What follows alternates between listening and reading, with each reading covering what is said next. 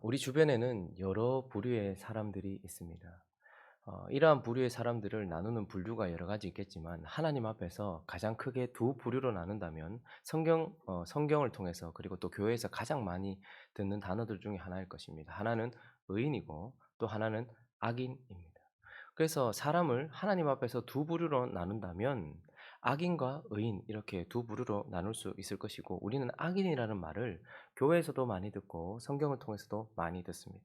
그러나 진정한 악인은 어떤 정의를 가지고 있는 것입니까? 악인에 대한 정의가 우리가 쓰는 만큼이나 정확한가 하는 것을 좀 살펴봐야 되겠죠. 악인은 어떤 사람을 말하는 것입니까? 먼저 악인은 오늘 21절에 보니까요. 악인의 정의 가운데 하나는 내 아들아 여호와와 왕을 경외하고 보아 더불어 사귀지 말라고 합니까? 반역자와. 그러니까 악인의 첫 번째 개념은 바로 하나님을 대적하는 자, 하나님께 반역하는 자, 하나님께 맞서는 자, 이러한 사람을 악인이라고 합니다. 그리고 또 악인은 8절을 보니까요. 읽어볼까요? 시작. 악행하기를 꾀하는 자를 일컬어 사악한 자라 하느니라. 사악한 자, 악인이라고 하는데 누구를 악인이라고 한다 합니까? 악행하기를 꾀하는 자, 그러니까 악을 이미 저지르기 전에 그 마음에 악을 품고 있는 자, 악과 하나가 된 자, 하나님을 대적하는 자가 먼저 첫 번째 악인에 대한 정의일 것이고 두 번째는 마음에 악을 품고 있는 자, 늘 악을 이게 실행으로 되지 않았다 할지라도 악을 품고 있는 자를 악인이라고 성경은 말하고 있습니다. 그리고요, 2절을 보면 그들의 마음은 강포를 품고 그러니까 악을 품고 있죠. 아직 드러나진 않았습니다. 그러나 반드시 그들의 입술은 재앙을 말함이니라. 그러니 입술로 그 악을 드러내고 행위로 그 악을 드러내는 자. 그러니 악인이란 마음에 품고 있는 그 악을 결국은 드러내고 행하는 자. 이걸 악인이라고 하겠죠. 그리고 또 하나 15절을 오늘 본문 말씀 15절을 보시면 악한 자여 의인의 집을 엿보지 말며 그가 쉬는 처소를 헐지 말지니라라고 말하면서 또 악인은 의인에게 악을 행하는 자 이것이 바로 악인의 정의입니다. 이 정의는 우리가 어느 정도 다 가지고 있습니다. 그래 하나님 앞에 악인이란 하나님을 대적하고 하나님께 반역하면서 마음에 항상 악을 품고 회개하지 않고 결국은 그 악을 행위로 말로 드러내면서 의인들을 괴롭히며 의인들에게 악을 행하는 자 이것이 악인이다 이렇게 생각하고 이러한 악인에 대한 정의는 누구나가 가지고 있으며 누구나가 분별할 수 있다라고 생각이 듭니다. 그러나 또한 성경이 악인에 대하여 다른 쪽으로 우리에게 분명하게 말하고 있는 것은 또 다른 부류의 악인은 그러나 또 다른 부류가 아니라 우리가 반드시 가지고 있어야 될 악인에 대한 개념 중에 하나는 적극적으로 하나님을 대적하는 자도 악인이지만 하나님을 무시하고 하나님과 무관하게 사는 자들도 악인이에요. 그러니까 그들은 하나님을 욕하거나 하나님께 반역을 하거나 드러내놓고 뭔가 하나님께 대하여 뭘 하지 않았어요. 그래서 그들도 나는 하나님을 싫어하지 않는다. 나는 하나님을 한 적이 없다. 이렇게 말하지만 악인이란 그런 반드시 계시고 지금 이 역사를 주관하고 계시는 하나님과 전혀 무관하게 하나님이 없는 듯 하나님을 무시하고 사는 자들 또한 악인이다라는 것입니다. 하나님과 끊어져 있는 자들을 악인이라고 말하고 있고 또 악인이란 하나님 없이 선을 품고 있는 자도 악인입니다. 우리는 선한 마음을 품고 있는 사람을 선한 사람이라고 착각합니다. 그러나 그 마음속에 하나님이 없다면 하나님과 무관하다면 그가 선을 품고 있다 할지라도 그리고 선을 행하고 있다 할지라도 그는 악인인 것입니다. 대표적으로 사울과 같은 사람입니다. 사울은 하나님을 버렸습니다. 그 마음에 하나님이 없었습니다. 그러나 그의 마음속에 하나님은 품지 않으면서 선을 품고 있을 수 있었어요. 그래서 사무엘이 죽었던 그 국가적인 하나님의 나라 이스라엘의 국가적인 그 위기 속에서 그는 어떻게 합니까? 점쟁이들을 다 내어 쫓았습니다. 이것은 하나님 나라에 있어서 보면 선이고 우리 눈으로 보면 사울 참 잘했다 싶습니다. 그러나 하나님은 하나님 없이 선을 행하고 있는 사울을 인정하지 않는 거예요. 악인이라고 말하고 있는 것이죠. 사울은 한평생 블레셋과 싸웠습니다. 블레셋은 이스라엘 백성들, 영적인 하나님의 나라를 공격하는 육적인 나라의 대표죠. 그러나 그는 하나님 없이 블레셋과 싸우는 선을 행하고 있었단 말입니다. 그러니 악인이란 하나님과 무관하게 하나님 없이 선을 품고 있는 자, 선을 행하는 자도 악인이다라는 것이죠. 그리고요. 하나님 없이 사람들에게 선을 행하는 자. 그러니까 하나님 없이 의인에게 악을 행하는 자도 악인이지만 하나님 없이 사람들에게 선을 베풀고 있는 자도 악인이라는 말입니다. 그러니까 하나님이 있느냐 없느냐의 문제라는 것이죠. 압살롬 같은 사람은 다윗이 나이 많아 늙었을 때에 아마 나라에 여러 억울한 일을 당하는 사람들이 많았던 것 같아요. 그래서 자기가 있는 곳에서 왕에게 말하고자 이렇게 올라올 때 사실 시원한 해결책을 받지 못하는 사람들이 많았습니다. 그때마다 그들이 어떻게 합니까? 압살롬이 그들에게 다가가요. 4년 가까운 시간을 그들에게 다가가서 겸손한 마음으로 그들이 그에게 엎드리려고 하면 그를 일으켜 세워주면서 당신의 그 억울함을 내가 보니까 마음이 너무 아프다라고 말하면서 그들의 마음을 위로해주고 그들에게 선을 베풀었어요. 그렇지만 그는 하나님 없이 그렇게 선을 사람들에게 베푼 사람이었기 때문에 그 또한 악인인 것입니다. 그러니 악인이란 적극적으로 악을 행하면서 하나님께 반역하고 악을 행하면서 악을 품고 있는 악한 자아, 자아라는 말은 끊어진 독립성을 말하는 것입니다. 그러니 하나님께 반역하고 있는 악한 자아도 악인이지만 그러나 하나님 없이 선을 행하고 있는 선한 자아, 이것도 바로 악인이다라는 것입니다. 그가 선을 행했다 할지라도 하나님 없다면, 자, 이렇게 우리가 악인에 대해서 정의해 본다면 저기 고매한 삶을 살았던 것 같은 종교인들, 저기 사람들에게 선을 베풀었던 것 같은 정치가들이나 도덕가들, 이런 사람들조차도 하나님이 악인이라고 말하는 것은 우리에게 이제 동의가 되어지는 것입니다. 그러니 악인의 정의에 대해서 우리가 이렇게 악한 자아도 악인이지만 하나님 없는 선한 자아도 악인이다라는 것을 정립하고 난 이후에 오늘 본문 말씀을 통해서 우리는 그러면 이런 악인들에 대하여, 우리 주변을 둘러싸고 있는 이런 악인들에 대하여 우리는 어떤 태도를 가지고 살아야 하는가, 몇 가지를 살펴보려고 합니다. 먼저 그 첫 번째는요, 악인의 결국을 보면서 우리는 어떠해야 되는지를 살펴보려고 합니다. 자, 오늘 본문 말씀 11절 한번 읽어볼까요? 11절 읽어봅니다. 시작.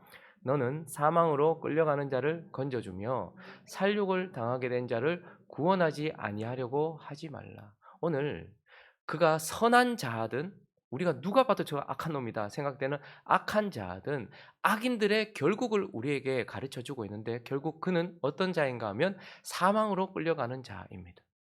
그가 어떤 삶을 살고 있든지 어쨌든 지금 그의 결국은 사망이에요. 그리고 사망으로 끝나는 것이 아니라 뭐 영혼의 소멸이라든지 끝이 아니고 살육을 당하게 될 것입니다. 영원한 고통 가운데로 끌려가고 있고 그들은 그 사망으로 가는 길에서 스스로 벗어날 수 없고 이 고통 가운데서 스스로 헤어나올 수 없는 그런 결과를 가지고 있는 자들입니다. 그런데 그들이 가는 그 길 속에서 그들이 처해 있는 이 운명 속에서 결국 그들에게 정해진 그 결과를 보면서 어떻게 하지 말라는 거예요. 건져주며 구원하지 아니하려고 하지 말라. 그냥 내버려 두지 말라라고 말하고 있는 것입니다. 요즘에 TV를 보니까요. 그 연예인들이 이렇게 이야기를 하는데 부모님, 그러니까 뭐 특별히 어머니에 대한 그리움을 많이 가지고 있더라고요. 뭐 지난주인가요? 이렇게 보니까 정태균 씨 아시죠? 유명하신 목사님들 그리고 거룩하신 그 성경에 나오는 인물들만 우리 성도들은 아시니까 두시 탈출 컬투쇼라고 한 15년을 그걸 하셨어요. 두시 탈출 컬투쇼. 재밌게 이제 사연을 정말 그 사람한테 가면 이야기가 완전 달라지는. 근데 그분이 뭐 어머니가 돌아가신 지가 7년이 됐다 하던가 거의 10년이 다 돼 가더라고요. 그래서 저는 어머니가 그립다 하길래 뭐 얼마 전에 돌아가셨나 보다 했는데 벌써 한 10년 가까이 됐더라고요. 그런데 그 어머니가 어쨌든 돌아가셨잖아요.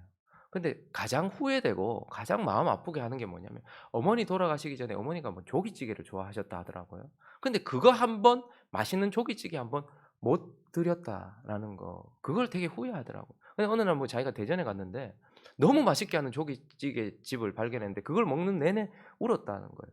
그게 맛있어서 울었고 어머니에게 이걸 대접하지 못했다라는 거. 어머니 한번 가시기 전에 이거 한번 대접했으면 하는 그런 마음이 있었다는 거예요. 요즘 뭐 뜨고 있는 연예인 중에 박군이라는 그 사람 있잖아요. 그분도 보면 어머니에 대한 그리움이 참 커요. 어머니 그렇게 가실 줄 알았으면 면회라도 한번 오게 해 드릴 걸. 그리고 또 어떤 분은 어머니가 라면을 그렇게 좋아하셨는데 지병 때문에 이렇게 이제 결국 돌아가시기 전에 라면을 한번 맛있게 끓여 막 엄마가 라면 먹고 싶어 하면 막 소리를 지르고 결국은 못 먹게 했다는 거예요. 그런데 다시 시간을 돌이킨다면 어머니한테 맛있게 라면 한번 끓여서 그냥 그거 한번 대접하고 싶다라는 후회를 가지고 있더라고요. 여러분 그런데 가만히 생각해 보십시오. 그리스도인들은 누군가의 죽음을 보면서 누군가의 그 결국을 보면서 더 큰 후회를 남길 수 있는 사람들이라는 것을 기억해야 합니다.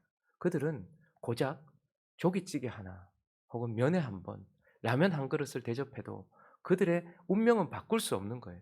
그러니 그거 한번 대접하고 말고 끝인 거예요. 그러나 우리는 어떻습니까? 그렇게 사망을 향해 가고 있는 자들, 살육을 향해 영원한 고통을 향해 가고 있는 자들에게 우리가 혹 너무 수준 높은 삶을 살아서 너무 거룩한 삶을 살고 씨알이 먹히지 않는 그런 고매함을 가지고 있어서 복음을 전해봤자 아무 소용없을 것 같은 선한 자든, 아니면 너무 악해 가지고 이 사람은 돌이키지 못할 것이다 생각되는 악한 자든, 어쩌면 우리가 복음을 한번 전했을 때 그 복음을 듣고 돌이킬 수도 있었지 않을까라는 후회를 남길 수 있는 자들이 그리스도인입니다. 저분 저렇게 지금 귀는 열려 있을 텐데 못 알아듣는 것 같고 지금 아무것도 못하는 것 같아도 마지막 가기 전에 내가 그리스도의 복음을 한 번이라도 전해서 저 사람이 그 복음에 대해서 한 번이라도 생각해보고 혹시 마지막까지 주님의 성령이 그에게 역사해서 그의 마음을 바꾸실 수도 있고 거듭나게 할 수도 있었을 텐데라는 후회를 남길 수 있는 것이 우리 그리스도인이란 말입니다. 그래서 지금도 우리는 천국에 갈 것에 대한 우리의 결국을 확신하고 있습니다. 그러시죠? 그러나 악인들은 우리가 확실하게 천국 갈 것처럼 그들은 어떤 삶을 살았더라도 결국은 사망에 이르게 될 것이고 영원한 고통에 이르게 될 것이고 불에 이르게 될 것이란 말입니다. 그런 정확한 결국을 보면서도 오늘 말씀처럼 건져 주려고 하지도 않고 구원하지 아니하려고 하는 것에 대하여 하나님은 싫어하십니다. 그래서 12절에 보니까요. 읽어볼까요? 시작. 네가 말하기를 나는 그것을 알지 못하였노라 할지라도 마음을 저울질하시는 이가 어찌 통찰하지 못하시겠으며 내 영혼을 지키시는 이가 어찌 알지 못하시겠느냐. 그가 각 사람의 행위대로 보응하시리라. 바울은 디모데에게 때를 얻든지 못 얻든지 복음을 전파해라라고 말했습니다. 모든 제자들은 이 땅에서 자기에게 어떤 삶을 살았든 그리고 지금 어떤 삶을 살고 있든 간에 그들을 향하여서 언제나 복음을 전할 마음을 열고 있었고 때를 얻든지 못 얻든지 복음을 전하려고 했습니다. 그러므로 우리는 악인의 결국을 명확하게 보고 있으면서도 그들에 대하여 무관심한 것은 하나님 앞에서도 사람으로서 할 도리가 아니라는 것을 기억하면서 악인에 대하여 우리는 무관심하지 말아야 된다. 적극적으로 복음을 전할 수 있어야 된다라고 말씀하고 계십니다. 그리고 오늘 본문 말씀을 통하여 우리는 또 두 번째 악인의 형통을 보면서 우리는 어떠해야 되는지 또 말씀해 주고 있는데요. 1절을 한번 보실까요? 우리를 힘들게 하는 것 중에 하나는 악인이 형통하다는 것이죠. 자, 1절 읽습니다. 시작. 너는 악인의 형통함을 부러워하지 말며 그와 함께 있으려고도 하지 말지어다. 우리는 악인을 보면서 그 악인의 형통을 보고 있어요. 그 악인의 결국도 보지만 이 땅을 살아가는 내내 내가 더 비루해 보이고 저 사람이 더 좋아 보이는 악인의 형통을 봐요. 그런데 하나님 뭐라고 말씀하십니까? 부러워하지 말라라고 말씀하십니다. 19절도 동일한 말씀을 하시는데요. 19절요. 시작. 너는 행악자들로 말미암아 분을 품지 말며 악인의 형통을 부러워하지 말라. 하나님께서 악인의 형통에 대하여 우리에게 말씀하시면서 부러워하지 말아라. 그것을 보면서 저 사람 참이라고 부러워하지는 말고 또 반대편에 서서 와, 어떻게 저럴 수 있냐. 악인이 저렇게 형통하냐라고 악인을 비난하거나 악인을 형통하게 하고 계신다고 느껴지는 하나님께 막 분을 내면서 화를 내지 말라라고 말해요. 보통 우리가 악인의 형통을 볼 때에 우리는 어떻습니까? 참 나쁜 건 악인의 결국을 보면서도 무관심한 것도 나쁜 것이지만 악인의 형통을 보면서 어떤 사람은 하면서 부러워하고 또 어떤 사람은 어떻게 저럴 수 있냐라고 그렇게 분을 내죠. 그런데 하나님은 악인의 형통에 대하여 부러워하지도 말고 분을 내지도 말라라고 말하고 있습니다. 그래서 우리가 한 가지 마음에 두고 있어야 될 교훈 중에 하나는 악인도 이 현실 속에서 형통하게 보일 수 있다라는 겁니다. 악인도 잠시 동안 형통할 수 있다. 이걸 우리가 좀 인정할 필요가 있어요. 하나님 없이 살고 악한 행동을 하면서도 우리 눈에는 잠시 저의 형통이 눈에 보일 수도 있다라는 것입니다. 그러나 우리가 분명히 부러워하지 말고 분내지 말아야 되는 것은 12절이 말해주고 있는데요. 12절도 다시 보시면 우리의 마음도 통찰하시지만 하나님이 뭐라고 말씀하십니까? 나는 그것을 알지 못하노라 할지라도 마음을 저울하시는 이가 의인들의 마음, 그리스도인들의 마음도 살피시지만 악인들의 마음도 살피실 거란 말입니다. 네 영혼을 지키시는 이가 어찌 알지 못하겠으며 통찰하지 않겠느냐. 그러니 악인의 형통을 보면서 하나님이 마치 악인을 모르고 계시는 것처럼 생각하지 말아라. 하나님은 악인도 보고 계신다. 하나님이 악인을 보고 계시기 때문에 그 악인의 형통을 보면서 부러워하지 말라라고 말씀하고 있어요. 그리고 16절을 보시면요. 의인은 7번 완전히 넘어졌다 할지라도 다시 일어나요. 이게 의인의 특징입니다. 의인은 넘어지지 않는 것이 아니고 아프지 않은 것이 아니라 상처가 없는 것이 아니라 7번 완전히 넘어져서 끝난 것 같아도 다시 일어난다는 특징을 가지고 있죠. 그러나 악인은 결국 어떻게 됩니까? 재앙으로 말미암아 엎드러지고 다시 일어나지 못하는 것이죠. 그리고 20절도 보니까요. 행악자는 장래가 없겠고 악인의 등불 그러니까 그의 빛은 완전히 소멸될 것이다 라고 말하고 22절 있습니다. 시작. 대저 그들의 재앙은 속히 임하리니 그 둘의 멸망을 누가 알랴. 결국 우리가 악인의 형통을 보면서 부러워하거나 분내지 말아야 되는 이유는 그들의 형통은 진정한 의미에서 형통이 아닙니다. 하나님 없이 가진 부는 하나님 없이 가진 평화는 하나님 없이 가진 여유는 결국 우리에게 더 큰 아픔을 주기 때문에 우리가 보고 있는 악인의 형통은 진정한 의미의 형통이 아닙니다. 그리고 또한 악인의 형통은 영속적 의미를 가진 형통도 아닌 것입니다. 속히 그가 재앙을 당하게 되고 아픔을 느끼게 될 것이다라는 것입니다. 여러분 그래서요. 나사로와 부자 이야기를 통해서 나사로는 아브라함의 품, 하나님의 품에 안겼어요. 그런데 부자는 어떻게 됩니까? 뜨거운 불에서 물을 요 한 방울을 혀에 떨어뜨려 달라고 이렇게 애걸하고 있어요. 그런데 그가 만약에 삶을 살았을 때 어렵게 살았으면 지금 이 삶이 덜 비참했을지도 몰라요. 그러나 그는 호의호식하면서 살았어요. 그래서 하나님 없이 그가 누렸던 삶 속의 짧은 형통이 오히려 그의 아픔을 더 가중시키는 것이죠. 그 이전에 누렸던 것이 지금 더 자기를 비참하게 만드는 것 아니겠습니까? 그 이전에는 먹고 싶은 대로 먹고 마시고 싶은 대로 마셨는데 지금은 그랬던 그의 삶이 물 한 방울도 혀에 떨어뜨릴 수 없는 더 고통을 가중하게 만드는 그러니 악인들의 형통은 진정한 의미에서의 형통도 아니고 영속적인 의미의 형통도 아니기 때문에 부러워하거나 혹은 분내지 말라. 악인의 형통을 바라보면서 우리는 그러해야 된다라고 말하고 있습니다. 마지막으로 또 한 가지를 살펴보면 바로 악인의 심판을 보며 우리는 어떠해야 되는가. 17절 읽어보겠습니다. 시작. 내 원수가 넘어질 때에 즐거워하지 말며 그가 엎드러질 때에 마음에 기뻐하지 말라. 하나님은 이 땅에서 심판을 유보하실 수도 있어요. 그러나 이 땅에서 하나님이 악인들을 심판하시기도 하십니다. 그런데 그때에 원수가 넘어졌다고 즐거워하지 말라라고 말해요. 원수가 넘어졌으니까 즐거워해야 될 것 같은데 하나님은 우리 보고 즐거워하지 말라라고 말해요. 그리고 그가 엎드려져서 고통당하고 있을 때 마음에 기뻐하지 말라라고 말씀하고 있습니다. 그러니 악인의 심판이나 실패를 보면서 우리의 마음을 잘 살펴야 되는 것이죠. 이 말은 공의의 시행을 보면서 즐거워하지 말라는 것이 아닙니다. 정의를 실현하신 하나님에 대하여서 기뻐하지 말라는 말이 아니에요. 우리는 그걸 바라야 되고 이 땅에서도 완전하진 않지만 하나님께서 정의를 실현하시고 공의를 시행하시는 것에 대하여 바라야 되고 그것을 기뻐해야 됩니다. 그러나 그 실행이 결국 그 사람에게 향하고 있고 우리와 똑같은 성정을 가졌던 사람이 고통을 당하고 있잖아요. 그러니까 우리는 공의에 대해서 기뻐하지 말라는 것이 아니라 공의를 당하고 있는 그 사람의 아픔을 보면서 기뻐하지 말라는 말입니다. 악인들이 심판을 받고 있을 때에 우리는 그들의 고통을 보면서 그들과 함께 울어줄 수 있어야 돼요. 그래서 하나님은 우리에게 큰 걸 바라시는 것이 아니라 기뻐하는 자와 함께 기뻐하고 그런데 악인들이 기뻐하는 것은 결국 악을 행하기 때문에 기뻐하는 거잖아요. 그러니 그들과 함께 기뻐할 수는 없지만 악인들이 심판을 받아서 아파하고 있을 때는 어떻게 해요? 그들과 함께 눈물을 흘려줄 수 있는 것입니다. 그러므로 우리는 악인의 심판을 보면서 긍휼한 마음으로 심판받는 이의 그 심판의 아픔 그것을 함께 느낄 줄 알아야 된다라는 것이죠. 그리고요. 죄를 놓지 못하여서 저렇게 심판받는 거잖아요. 하나님께서 바로 때리시는 경우는 없습니다. 의인도 마찬가지고 악인도 마찬가지입니다.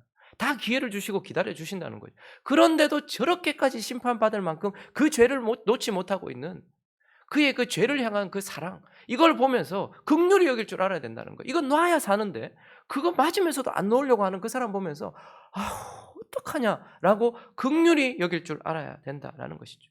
그리고 또 하나는요. 악인들의 심판과 하나님의 회초리를 보면서 우리는 기대를 가지고 있어야 돼요. 그 바람이 있어야 되는 거예요. 만약에 하나님이 그를 그대로 형통에 내버려 두셨다면 그는 한 번 자기 자신을 돌아보고 지옥으로 가는 그 길에서 돌이킬 수 있는 기회가 전혀 없었다는 것이죠. 그러나 어쩌면 우리가 돌아올 때도 우리 고통 가운데 돌아왔잖아요. 여기 잘 되는 가운데 하나님 믿고 잘 되는 가운데 내가 승승장구하는 가운데 죽게 돌아와서 회개한 사람이 누가 있습니까? 누구든 하나님께서 심판하시는 그 고통 속에서 자기 자신을 돌아보고 회개하고 돌아왔잖아요. 그러니 이 악인들이 심판받을 때 그래 하나님께서 이렇게 너에게 심판이라는 회초리를 통해서 은혜를 베풀고 계실 때 제발 그가 돌이킬 수 있기를 바라면서 어떻게 해야 되는 거예요? 함께 중보하며 그가 주께로 돌아오기를 바라는 마음을 가져야 된다라는 것입니다. 그러니 우리는 그들을 향해 긍휼히 여기고 악인들의 심판을 보면서 죄를 버리길 하나님이 그에게 은혜를 주셔서 회개할 수 있기를 바라는 마음으로 나아가야 된다라는 것이죠. 사무엘이 사울이 심판받을 때 하나님이 얼마나 사무엘 입장에서는 뭐 '사울 뭐 저런 게 다 있냐. 내가 기름을 잘못 부어 가지고.' 이런 생각을 했을지도 몰라요. 그런데 하나님이 "내가 사울을 버렸다."라고 했을 때 사무엘은 밤새 울었습니다. 그 사람들 앞에 인정받는 것 때문에 '하나님 앞에 인정받는 걸 버렸단 말인가?'라고 생각하면서 그는 아파했던 것을 봐요. 압살롬이 하나님께 심판을 받던 그때 다윗은 울었습니다. "내 아들 압살롬아, 내 아들 압살롬." 우리의 본성은 나의 원수와 악인들이 고통받는 걸 기뻐하지만 우리 안에 있는 그리스도의 생명은 그것을 싫어합니다. 그러므로 우리는 그리스도의 생명으로 악인들이 심판을 받을 때에도 긍휼히 여길 줄 알고 그가 돌아오기를 바랄 줄 아는 그런 마음. 저도요. 집에서 이게 예아가 제일 건수를 많이 치잖아요. 그러면 결국은 참고 참다가 얘하고 주아하고 유나하고 이렇게 놀다가 보면 주아도 속상하고 유나도 속상해. 근데 얘하는 웃고 있어요. 그러면 회초리가 가요. 그런데 더 때리라고 막 이렇게 얘기하면 잘못했는 걸 더 가중시켜서 얘기할 때가 있잖아요. 이것만 잘못한 게 아니고 저것도 잘못했고요. 이것도 잘못했고 이럴 때가 있더라고요. 그러면 전 멈춰요. "네가 더 나빠 보여. 너 그거 아니지. 지금 회초리 맞고 울고 있는데 그건 아니지." 그런데 어떤 때는 보면요. 때리고 있으면 애들이 갑자기 숙연해지는 느낌이 있어요. 막 겁주고 막 "얘야!" 막 이러면 얘가 막 이렇게 막 이러잖아요. 그러면 옆에서 숙연해지는 거예요. 그래서 "주아야, 얘가 꾸중 들을 때 주아 마음이 어땠어?" "불쌍했어요." "유나야 어땠어?" "불쌍했어요." 그러면 제 마음이 참 너무 이렇게 그렇더라고요. 근데 제 자녀한테 저는 마음은 그러면서 악인들이 심판받는 거 보면 '아유 저럴 줄 알았다. 더 빨리 왔었어야 되는데.' 이런 마음은 하나님께서 기뻐하시지 않는다라고 말씀하고 계시는 것입니다. 말씀을 정리하겠습니다. 24장을 시작하면서 악인에 대하여 시작하고 오늘 본문을 마무리하면서도 악인의 형통, 악인에 대해서 말씀하고 있는 오늘의 본문을 보면서 하나님은 우리에게 가난하고 힘없고 연약한 사람들을 어떻게 대해야 되는지, 고아와 과부와 나그네를 어떻게 대해야 되는지만 지침을 주신 것이 아니라 우리 삶을 둘러싸고 있는 악인들에 대해서도 우리가 어떤 태도를 취해야 하는지, 어떤 정의를 가져야 되는지를 말씀하셨습니다. 그러므로 우리는 힘없고 약한 자들을 긍휼히 여기는 그런 하나님이 시키시는 대로 살아가는 자들이 되기도 하고 악인들을 바라보면서 하나님이 기뻐하시는 마음과 행위를 가지고 살아가는 저와 여러분이 되어서 악인들 속에서도 하나님께 영광 올려드릴 수 있는 우리 행복한 우리에게 되시기를 예수 그리스도 이름으로 축원합니다.